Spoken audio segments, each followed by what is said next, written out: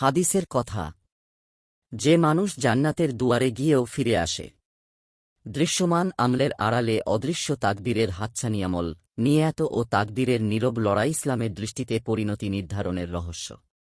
মানুষের জীবন শুধু দৃশ্যমান কর্মের সমষ্টি নয়, তার অন্তর, নিয়াত ও অদৃশ্য তাকদীর, এই তিনের রহস্যেই লুকিয়ে আছে তার চূড়ান্ত পরিণতি।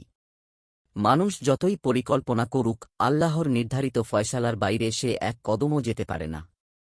তবুও ইসলামের শিক্ষা হল আমল চালিয়ে যাওয়া, নিয়াত বিশুদ্ধ রাখা এবং আল্লাহর রহমতের প্রতি আশা হারিয়ে না ফেলা।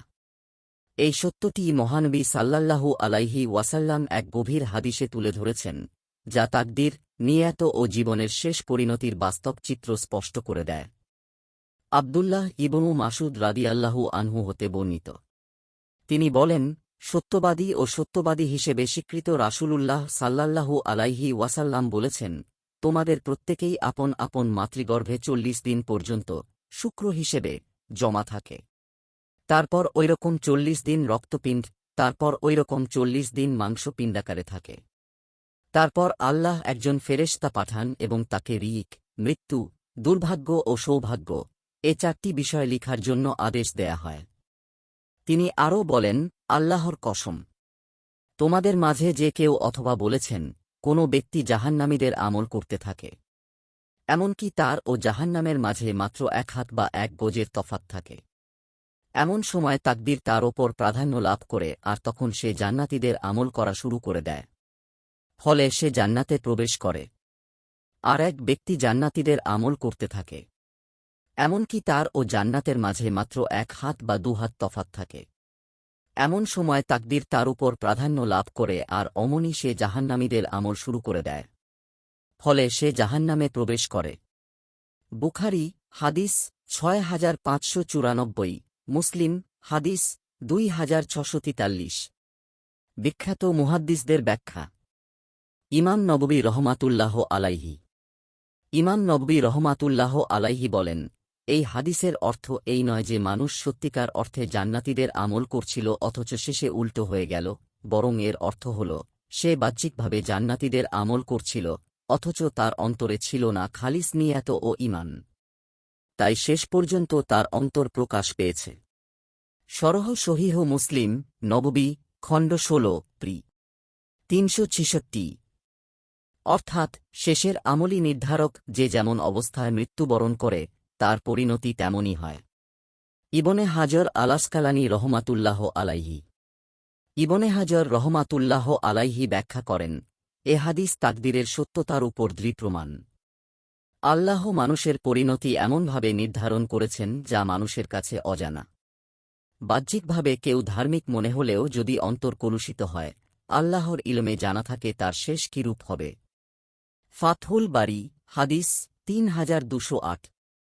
তিনি বলেন, মানুষের আমল তার নিয়াত অনুযায়ী ফলপ্রসূ হয়, যদি নিয়াত বিকৃত হয় তবে আল্লাহ শেষ পর্যন্ত সেটি প্রকাশ করে দেন।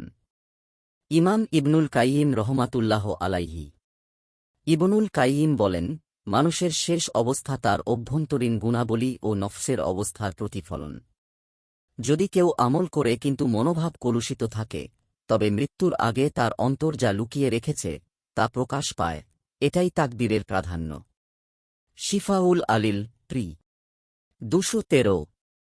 ইমাম কুরতুবী রহমাতুল্লাহ আলাইহি কুরতুবী বলেন, এই হাদিস আমাদের শেখায়, কোনো ব্যক্তি তার আমল নিয়ে কখনও গর্বিত হওয়া উচিত নয়, বরং সর্বদা আল্লাহর ভয় ও দয়া কামনা করতে হবে। আল মুফহিম, খণ্ড ৭, পৃ ১৮৮। হাদিস থেকে শিক্ষা। তাকদীর সত্য, আল্লাহ প্রতিটি মানুষের জীবনের রিজিক, আমল, আয়ু ও পরিণতি পূর্বনির্ধারিত করেছেন। মানুষ অজানা, কেউ জানে না তার শেষ পরিণতি কেমন হবে, তাই অহংকার নয়, বিনয় থাকা উচিত। নিয়াতের গুরুত্ব। বাহ্যিক আমল যতই ভালো হোক, নিয়াত বিকৃত হলে শেষ পরিণতি বিপর্যয়কর হতে পারে। আখিরাতমুখী জীবন, আমল অব্যাহত রাখা ও অন্তরের বিশুদ্ধতা রক্ষা করা আবশ্যক।